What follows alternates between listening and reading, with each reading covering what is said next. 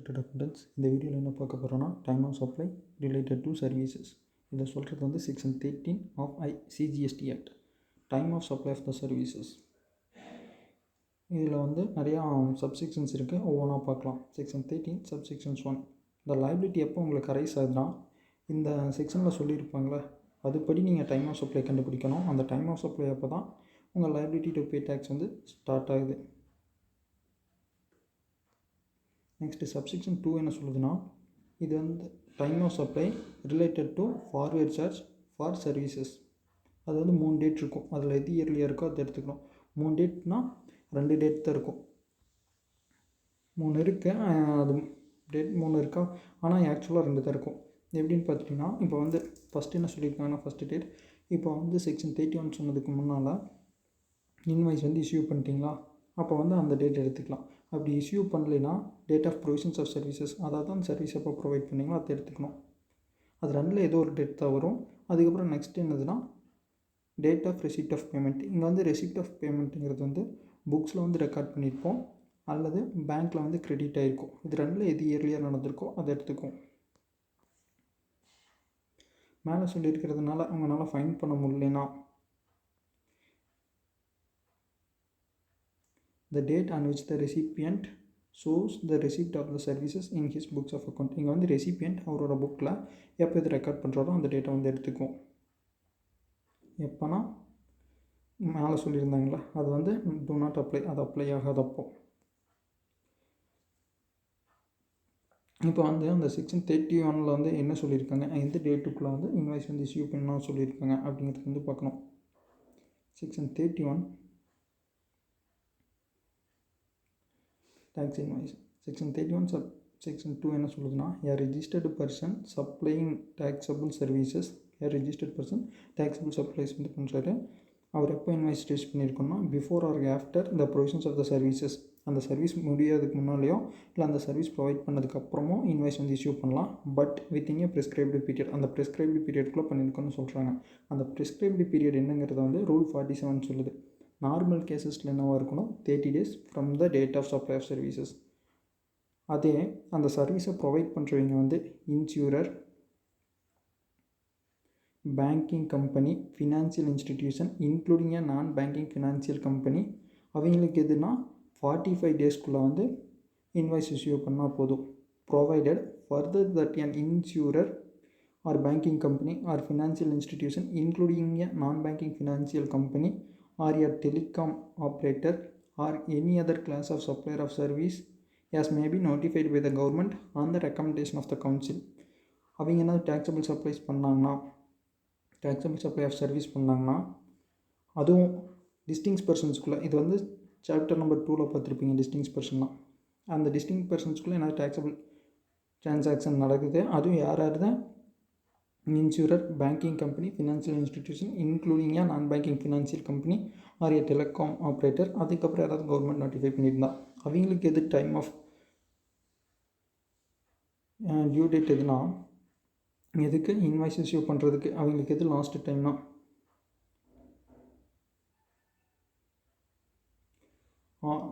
எது இன்வாய்ஸ், அவங்க எப்போ இன்வாய்ஸ் இஷ்யூ பண்ணணும், issue the invoice before or at the time such supplier records the same in the books of accounts or before the expiry of the quarter during the supply was made. ஓகேவா, இங்கே மட்டும் supplier புக்கில் வந்து record பண்ணணும். எல்லாத்துலேயுமே recipient புக்கில் தானே பார்த்துருப்போம். நீங்கள் வந்து சப்ளையர் புக்கில் வந்து ரெக்கார்ட் பண்ணணும் அந்த டைம், இல்லைன்னா expiry of the quarter during which the sales was made. இப்போ வந்து 4 குவார்ட்டராக பிரிச்சுருப்போம்ல, இதுக்கு என்ன எக்ஸாம்பிள்ஸ் இருக்கான்னு பார்க்கலாம். 4 குவார்ட்டர்னால் 3 மாதமாக மொத்தம் 4 குவார்ட்டர்ஸ் இருக்கும். அதில் ஏதோ எதுக்குள்ளே கவர் ஆகுதோ, எந்த குவார்ட்டரில் அது கவர் ஆகுதோ அந்த குவார்ட்டரோட லாஸ்ட் டேட் அல்லது சப்ளையர் புக்கில் வந்து ரெக்கார்ட் பண்ணுறது, அது எது இயர்லியாக இருக்கோ அதை வந்து எடுத்துக்குவோம். அதே இது கண்டினியூஸ் சப்ளை ஆஃப் த சர்வீசஸாக இருந்துச்சுன்னா, இப்போ வந்து டியூ டேட் ஃபார் பேமெண்ட் அந்த மாதிரி எதோ ஒன்று இருக்கான்னு பார்த்தீங்கன்னா, due date of payment ascertainable உங்களால் ஃபைன் பண்ண முடிஞ்சுன்னா on or before the due date of payment, அந்த மாதிரி எதுவுமே ஃபைன் பண்ண முடியலனா due date of payment is not நோன்னா supplier of services receive the payment. இப்போ வந்து சப்ளையர் எப்போ பேமெண்ட் வந்து ரிசீவ் பண்ணுறாரோ அது அப்போ சப்ளையர் இங்கே ரிசீவ் பண்ணுறாருனா அவரோட புக்கில் வந்து என்ட்ரி போட்டிருப்பார், அல்லது அவர் பேங்க்கில் வந்து கிரெடிட் ஆகிருக்கும். அதே completions of the milestone event, அதாவது இவ்வளோ பர்சன்டேஜ் கம்ப்ளீட் பண்ணிங்கன்னா உங்களுக்கு இவ்வளோ பேமெண்ட்னு இருக்குல்ல, அந்த மாதிரி கம்ப்ளீஷன் என்ன இருந்துச்சுன்னா on or before the date of completion. இங்கே வந்து கண்டினியூஸ் சப்ளைங்கிறது என்னதுன்னா ரெகுலர் பேசிஸ் இருக்கணும். Continuously or regular basis for a period exceeding 3 months, 3 மந்த்துக்கு மேலே இருக்கணும். அதுக்கப்புறம் கண்டினியூஸ் ஆர் ரெக்கரிங் சர்வீஸாக இருக்கணும்.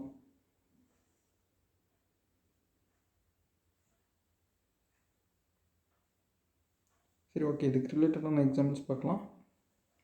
Mohit Khanna and Sons is a firm of management consultants. The firms entered into a contract with Spark Limited Private Limited on 1st September for providing consultancy services. Provisions of services get completed on 15th September.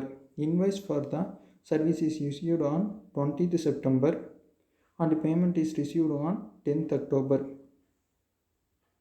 அப்போ வந்து எப்போ service முடிஞ்சிருக்கு?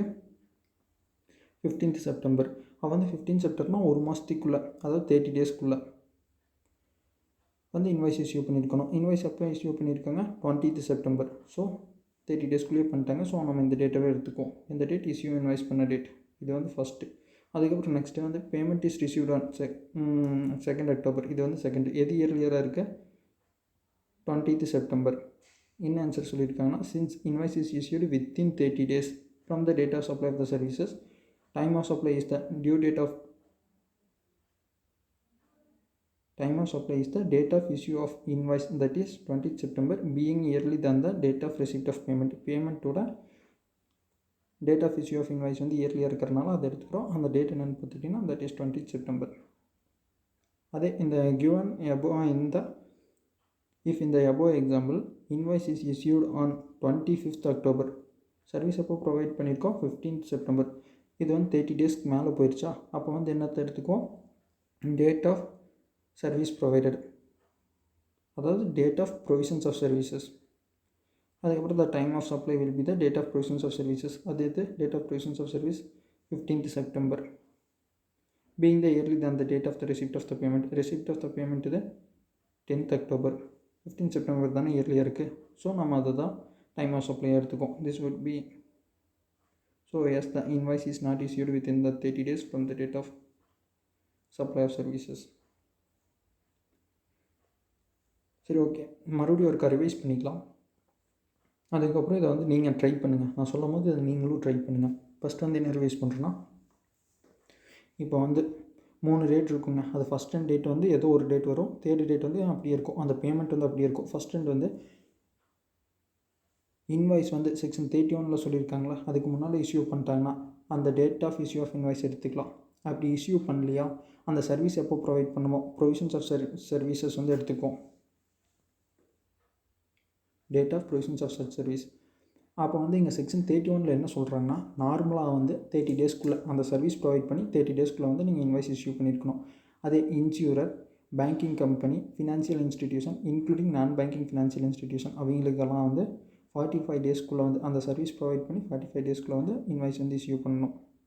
அதுவே அவங்கெல்லாம் அது கூட இப்போ நான் சொன்னேன்ல, insurer, banking company, financial institution including non banking financial institution and telecom operator, அதுக்கப்புறம் என்னது கவர்மெண்ட் நோட்டிஃபை பண்ணியிருந்தாங்கன்னா அவங்க டிஸ்டிங்ஸ் பர்சன்ஸ்குள்ளே என்னது டேக்ஸபிள் சப்ளையாக இருந்துச்சுன்னா வித்தின் அந்த சப்ளையர் வந்து இங்கே மட்டும் சப்ளையர் அவர் புக்ஸில் வந்து ரெக்கார்ட் பண்ணுவார்ல அது, அல்லது அந்த குவார்ட்டர் முடிவில் 4 quarters இருக்கும் ஒரு இயருக்கு, அதில் வந்து அந்த குவார்ட்டர் முடியும் போது என்ன டேட் வருதோ அதை எடுத்துக்குவோம்.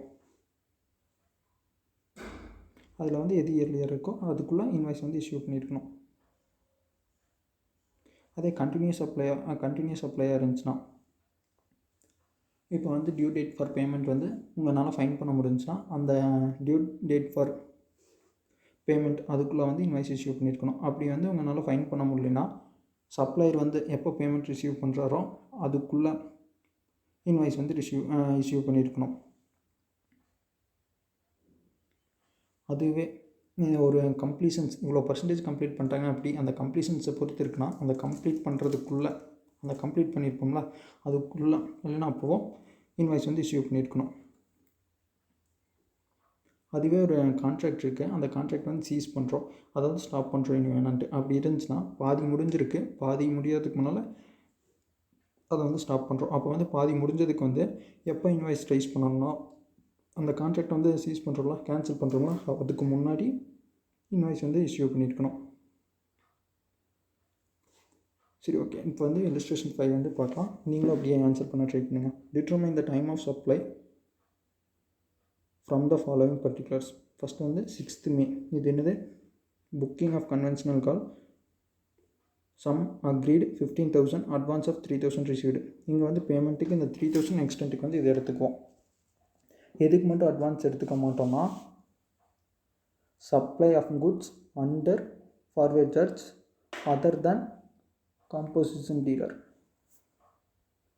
ஓகேவா? இங்கே வந்து இந்த 3,000க்கு இதுதான் date of payment. Total sum வந்து 15,000, அட்வான்ஸ் ரிசீவ் பண்ணியிருக்கிறது வந்து 3,000. அதுக்கப்புறம் ப்ரொவிஷன்ஸ் ஆஃப் சர்வீசஸ் எப்போ? 15th September, function held in conventional hall.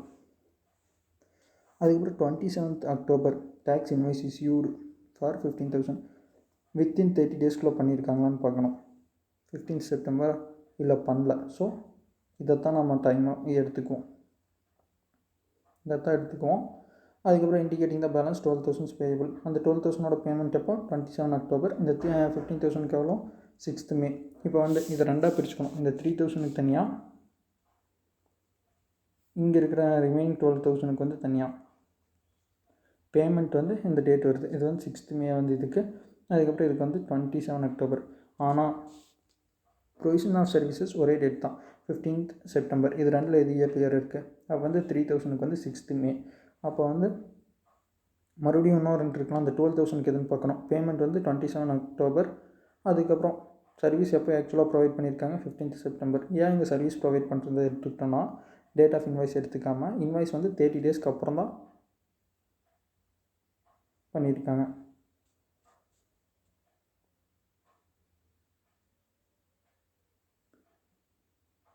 இங்கே வந்து டேக்ஸ் பேயபிள் வந்து இந்த 12,000 இங்கே பேயபிள் தான் கொடுத்துருக்காங்க. ஆக்சுவலாக பே பண்ணது வந்து 3rd November. அப்போ வந்து இந்த 12,000க்கு வந்து இதுதான் 3rd November தான் date.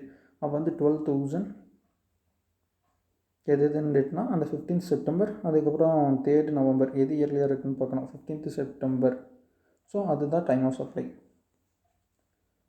As per the section 31(2) read with section 47 of Cgst Act, the tax invoice is to be issued within 30 days of the supply of the services. In the given case, the invoice is not issued within the prescribed time limit.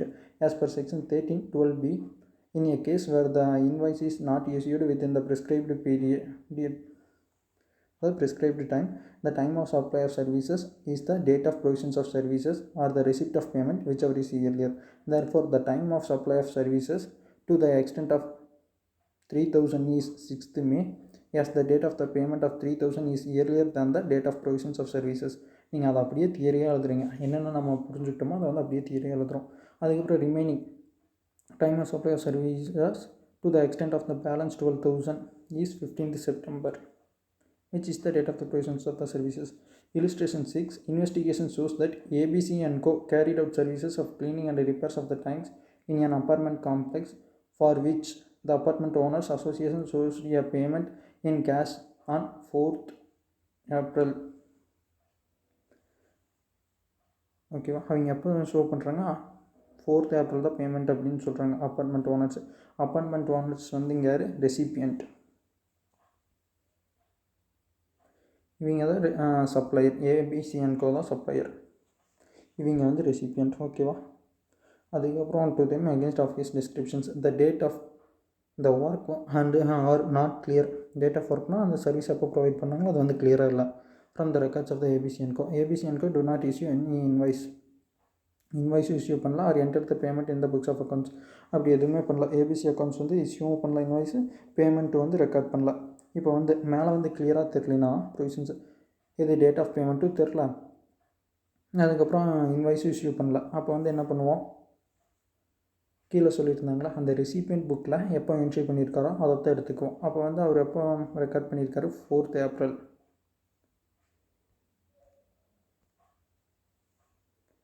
The time of supply cannot be determined. Void the provisions of Class A and Class B of Section 1312, as neither the invoice has issued nor the date of the provisions of services is available, as also the date of the receipt of the payment in the books of the supplier is also not available.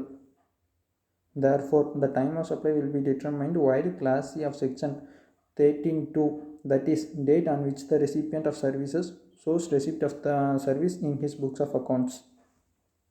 வந்து recipient எப்போ அவர் புக்ஸில் வந்து accounts record பண்ணியிருக்காரு, that is the time of supply will be 4th April, the date on which the apartment owners associations records the receipt of services in his books of accounts.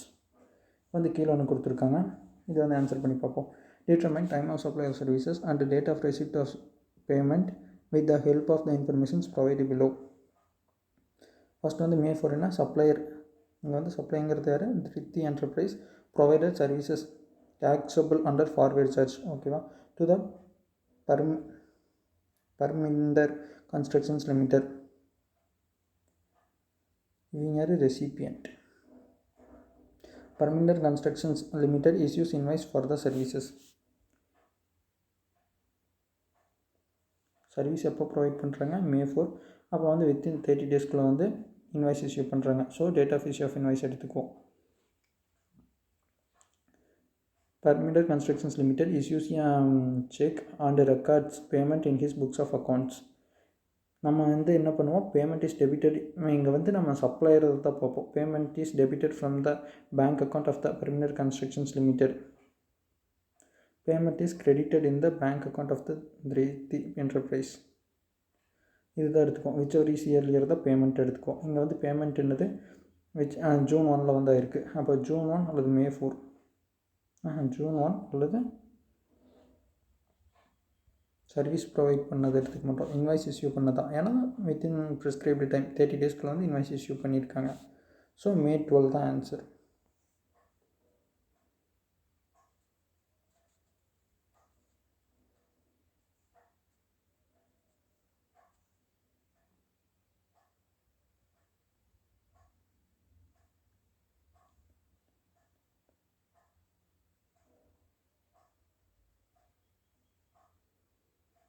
Determine the time of supply of the services and the date of receipt of the payment. இங்கே வந்து receipt of payment இது June 1, அதை தான் எடுத்துக்குவோம். May 12 and June 1, that is the answer.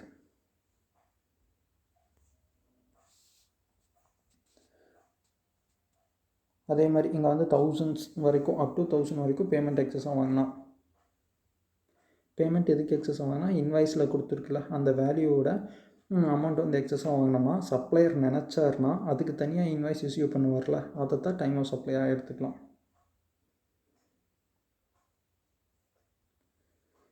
The supplier can choose to take the date of invoice issued with respect to such excess amount as the time of supply of services in relation to excess value.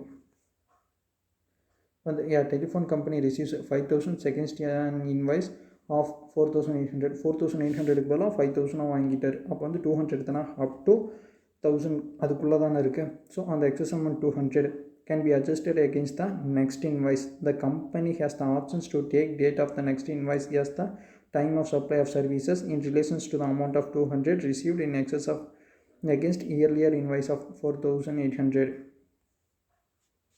ஓகேவா, இப்போ வந்து அதே reverse சார்ஜாக இருந்தால் நம்ம எது time of supply எடுத்துக்கோம்.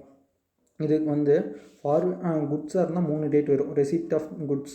ஆனால் சர்வீசஸை பொறுத்த வரைக்கும் 2 டேட் தாங்க, டேட் ஆஃப் பேமெண்ட், அதுக்கப்புறம் இன்னொன்று வந்து அந்த இன்வாய்ஸ் இஷ்யூ பண்ணியிருப்பாங்களா அதுலேருந்து 61st டே.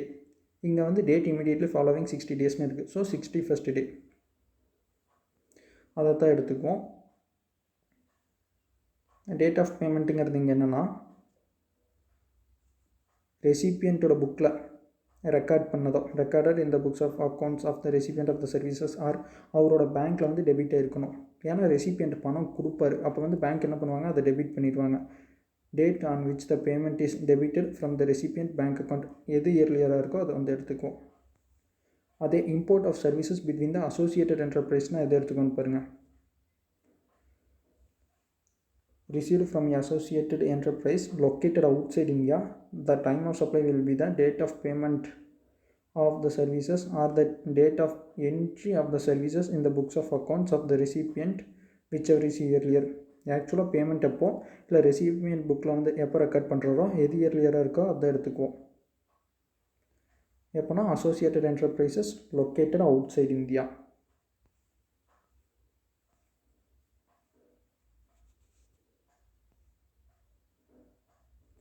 இது என்னதுன்னா in case of import of services from an associated enterprises, அவர்கிட்டருந்து சர்வீஸ் வந்து இம்போர்ட் பண்ணணும். அப்போ வெளிநாட்டிலேருந்து அவுட் சைட் இந்தியானா வெளிநாட்டிலேருந்து ஏதோ ஒரு சர்வீஸ் வந்து உங்களுக்கு இந்தியாவுக்குள்ளே வருதுன்னா, அதுவும் அசோசியேட்டட் என்டர்பிரைஸ்கிட்டேருந்து வருதுன்னா அதுக்கு டைம் ஆஃப் சப்ளை எதுனா date of payment for the services அல்லது ரெசிபியன்ட் புக்கில் வந்து எப்போ என்ட்ரி பண்ணுறாரோ அது date of entry of services in books of accounts of recipient which ever is earlier. ஓகேவா, இதை மறுபடியும் ஒரு ரிவைஸ் பண்ணிக்கலாம்.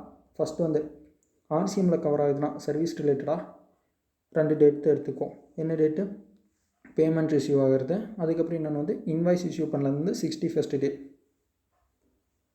அதுவே அவுட் சைட் இந்தியாவிலேருந்து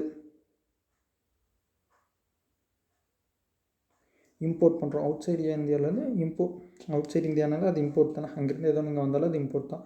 இம்போர்ட் ஆஃப் சர்வீசஸ் ஃப்ரம் அது யாருக்கிட்ட இருக்கணும், அசோசியேட்டட் என்டர்பிரைஸாக இருந்துச்சுன்னா அதுக்கு எது டைம் ஆஃப் சப்ளைனா ரெசிபியன்ட் புக்கில் எப்போ ரெக்கார்ட் பண்ணுறது அது அல்லது ஆக்சுவலாக பேமெண்ட் எப்போ நடந்திருக்கு விச் எவர் இஸ் இயர்லியர். ஓகேவா, ப்ராப்ளம்ஸ் பார்க்கலாம். Illustration 7. Determine the time of supply from the given informations. Assume that the services being supplied is taxable under reverse charge. The supply of services issues invoice for the service provided. வந்து கொஸ்டின்லேயே reverse சார்ஜ்னு கொடுத்துட்டாங்க. அதுக்கப்புறம் invoice எப்போ issue பண்ணுறது, service provider வந்து May 4. There is a dispute about the amount payable and payment is delayed. சரி, அது சும்மா. அதுக்கப்புறம் August 21 வந்து payment made to the supplier of the services. இங்கே வந்து அப்படியே இன்வாய்ஸ் டேட் எடுத்துக்கூடாது. இன்வாய்ஸ் டேட்லேருந்து 61st வந்து ஆட் பண்ணணும், ப்ளஸ் 61 days வந்து ஆட் பண்ணணும். அப்படி ஆட் பண்ணோம்னா May 4 இருக்கா, June 4, July 4. அப்போ July 4 தான். ஏன் July 4னு ஸ்ட்ரெயிட்டாக 2 மாதத்தை ஆட் பண்ணிட்டோன்னா ஜூலையில் வந்து மேலே வந்து 31 days இருக்குல்ல, ஸோ அது வந்து அதுக்கு ஈக்குவல் ஆகிக்கும். மேலே 31 days இருக்கிறதுனால அந்த 1 days போயிடும். அதனால் 1 days எக்ஸ்ட்ரா வந்துடும். புரியல தானே, மேலே வந்து 31 days இருக்கா, ஸோ இது 1 days அப்படியே எக்ஸ்ட்ரா வரும். இப்படி 2 ஆட் பண்ணும்போது 2 மந்த் ஆட் பண்ணும்போது 30 days மந்த்தாக இருந்துச்சுன்னா இந்த மந்தில் 30 இந்த மந்தில் 30 கரெக்டாக வந்து இங்கே 60 மட்டும் வரும். எக்ஸ்ட்ரா ஒரு டேட் ஆட் பண்ணணும். இதே மேலே வந்து 31 days இருக்குல்ல, ஸோ 31 இதில் வந்து 30 அப்போ வந்து 61 days ஆயிரும். அதனால் அப்படியே 2 மாதத்துக்கு அப்புறம் ஒரு டேட் அப்படியே எடுத்துக்கலாம். மெயினாக June, July 4 will be the time of supply. அது வந்து ஒரு கண்டிஷன்ஸ். அதுக்கப்புறம் இன்னொன்று என்ன, August 21 எது இயர்லியர் இருக்குது, July 4. அது வந்து July 4 தான் நம்ம டைம் ஆஃப் சப்ளை எடுத்துக்கோம். July 4 will be the time of supply being the earlier of the 2 stipulated dates, namely date of payment and the date immediately following the 60 days from the date of issue of the invoice. அதே illustration 8 பார்க்கலாம். இது வந்து என்ன, German கம்பெனின்னு இருக்கா, May 4 German company. அப்போ வந்து இது foreign out side இந்தியாவிலேருந்து வருது. Issues email informing its associate enterprises ABC Limited of the cost of technical services provided to it. Service வந்து ப்ரொவைட் பண்ணுறாங்க. Which was recorded in ABC Limited books on May 1. ABC லிமிடெடோட புக்ஸில் வந்து எப்போ record பண்ணியிருக்காங்கன்னா, இவர் தானே ரெசிபியன்ட், அவர் வந்து இந்தியாவில் இருக்கார். அவர் வந்து எப்போ ரெக்கார்ட் பண்ணுறாங்கன்னா May 4. இன்னொன்று என்ன, actual payment ABC limited transfer the amount to the account of the German company. இப்போ வந்து ட்ரான்ஸ்ஃபர் பண்ணுறது July 2 விச் எவர் இஸ் இயர்லியர். அப்போ வந்து May 4 தான் எடுத்துக்குமா. May 4 இங்கே வந்து இன்ஃபார்ம் தான் பண்ணுறாரு, இமெயில் இஷ்யூ பண்ணி இன்ஃபார்ம் தான் பண்ணுறாரு. ஆனால் அவர் புக்கில் ரெக்கார்ட் பண்ணது எவ்வளோ, May 1 இங்கே இருக்குது பார்த்தீங்களா. இந்த May 1 தான் நம்ம எடுத்துக்குவோம். இந்த May 1 கிளியராக பார்க்கணும்.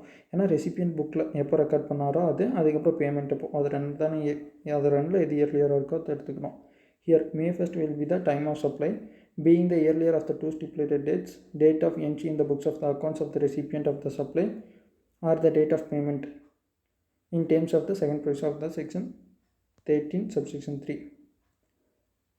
அவ்வளோதாங்க. நெக்ஸ்ட் வந்து அதே வவுச்சராக இருந்துச்சுன்னா, உங்களுக்கு வவுச்சர் வந்து ஐடென்டிஃபைபிளாக இருந்துச்சுன்னா எது இருக்கும், at the time of issue of the voucher. அதே நாட் ஐடென்டிஃபைபிள்னால் அது எப்போ ரிடீம் பண்ணுறாங்களோ, date of redemptions of the voucher. The date of எப்போனா if the supplier is identifiable at the point of time. In other cases, date of redemptions of the voucher. Best Hospitality Services enters into a contract with Drive Marketing Limited, by which Drive Marketing Limited markets best hospitality services, hotel rooms, and sells coupons, vouchers redeemable for the discount against stay in the hotel. வந்து யாராவது ஹோட்டலில் வந்து stay பண்ணாங்கன்னா அவங்களுக்கு என்ன பண்ணுறாங்க, sells coupons or vouchers redeemable for the discount against stay in the hotel.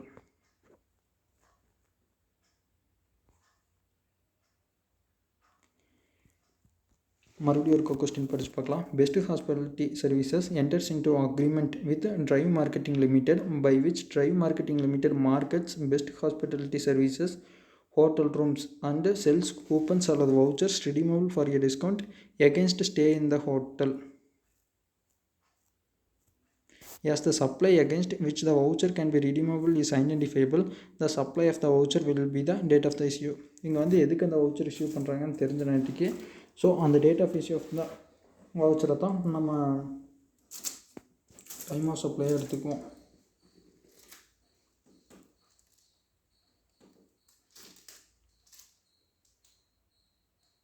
அதே residual கேசஸ்னால், இப்போ மேலே சொல்லியிருக்கிற எந்த ப்ரொவிஷன்ஸுமே அப்ளிகபிள் ஆகலாம் அப்படின்னா அது வந்து பீரியடிக்கல் ரிட்டர்ன் வந்து ஃபைல் பண்ணுறாங்களான்னு பார்க்கணும். அப்படி ஃபைல் பண்ணுற மாதிரி இருந்துச்சுன்னா அந்த டேட்டை தான் நம்ம டைம் ஆஃப் சப்ளை எடுத்துக்குவோம். இன் எனி அதர் கேசஸ் ஜிஎஸ்டி எப்போ பே பண்ணுறாங்களோ அதை தான் நம்ம டைம் ஆஃப் சப்ளை எடுத்துக்குவோம். வழக்கமாக நம்ம டைம் ஆஃப் சப்ளையை வச்சு தான் ஜிஎஸ்டி எப்போ பே பண்ணணும்னு கண்டுபிடிப்போம். ஆனால் இங்கே மட்டும் ஜிஎஸ்டி பே பண்ணுறதை வச்சு தான் டைம் ஆஃப் சப்ளையை ஃபைன் பண்ணுறோம். அதே delayed payment, interest, late fees அதுக்கெல்லாம் எதுனா அது ஆக்சுவலாக எப்போ ரிசீவ் பண்ணுறோமோ, date on which the supplier receive such additions in value, அதை தான் நம்ம டைம் ஆஃப் சப்ளையாக எடுத்துப்போம். அவ்வளோதான், இதுவும் முடிஞ்சு. இது வந்து இன்னொரு ரிவைஸ் பண்ணிடலாம். Time of supply of the services under the forward charge, அதுக்கு நம்ம எது எடுத்துக்குவோம், இன்வாய்ஸ் வந்து 31st டேக்குள்ளே வந்து, அதாவது 30 days அந்த ப்ரொவிஷன் செக்ஷன் 35 சொல்லியிருக்காங்களா அதுக்குள்ளே வந்து இஷ்யூ பண்ணியிருக்காங்கன்னு பார்க்கணும். அப்படி இஷ்யூ பண்ணியிருந்தாங்கன்னா date of issue of tax invoice அல்லது டேட் ஆஃப் பேமெண்ட், அந்த பேமெண்ட் எப்படியா இருக்கலாம், ஒன்றா உங்கள் புக்கில் வந்து ரெக்கார்ட் பண்ணியிருக்கலாம், இல்லைன்னா வந்து பேங்க்கில் வந்து கிரெடிட் ஆகிருக்கணும், விச் எவர் இஸ் இயர்லியர். அதே அந்த மாதிரி செக்ஷன் 31st சொன்னதுக்குள்ளே இன்வாய்ஸ் வந்து இஷ்யூ பண்ணலைன்னா அந்த date of provisions of services தான் எடுத்துக்கணும். அதுக்கப்புறம் அந்த payment which ever is earlier, அந்த பேமெண்ட்னால் அவங்க எப்போ பேமெண்ட் பண்ணியிருக்காங்க. இங்கே பேமெண்ட்டுங்கிறது வந்து சப்ளையர் புக்கில் வந்து ரெக்கார்ட் பண்ணுறது அல்ல சப்ளையர் பேங்க் அக்கௌண்ட்டில் வந்து கிரெடிட் ஆகிறது. அதே டைம் ஆஃப் சப்ளை அண்டர் ஆர்சிஎம்னா டேட் ஆஃப் பேமெண்ட்டு, அதுக்கப்புறம் 61st டே அந்த இன்வாய்ஸ்லேருந்து 61st day from the issue of the invoice by supplier which ever is earlier. அதுவே வவுச்சராக இருந்துச்சுன்னா, ஐடென்டிஃபைபிளாக இருந்துச்சுன்னா date of issue of voucher, in any other cases வந்து date of redemption of voucher. அதே ரெசிடியல் கேசஸில் வந்து பீரியடிக்கல் ரிட்டர்ன் ஃபைல் பண்ணுறாங்கன்னா அந்த பீரியடிக்கல் ஃபைல் பண்ணுற டேட் தான் time of supply. In any other cases tax எப்போ பே பண்ணுறாங்களோ அதுதான் டைம் ஆஃப் சப்ளை. அதே லேட் ஃபீஸ், இன்ட்ரெஸ்ட், பெனால்ட்டி அந்த மாதிரி எதாவது வாங்கினாங்கன்னா அதுக்கு எது டைம் ஆஃப் சப்ளைனா, சப்ளையர் ஆக்சுவலாக அதை எப்போ ரிசீவ் பண்ணுறாரோ அதுதான், அந்த ஆக்சுவல் அமௌண்ட்டுக்கு வந்து எப்போ ரிசீவ் பண்ணுறாரோ அதுதான் டைம் ஆஃப் சப்ளை. அவ்வளோதான், இது முடிஞ்சு. நெக்ஸ்ட் வீடியோவில் வந்து எல்லாம் இந்த கொஸ்டின்ஸும் பண்ணலாம். என்னென்ன கொஸ்டின்ஸ்னால் டெஸ்ட் யுவர் நாலேஜ்னு கொடுத்துருக்காங்க, ஒரு 15 கொஸ்டின் செட் இருக்குது. அந்த கொஸ்டின்ஸ் எல்லாம் நெக்ஸ்ட் வீடியோவில் வந்து ஃபுல்லாக பார்க்கலாம். தேங்க்யூ.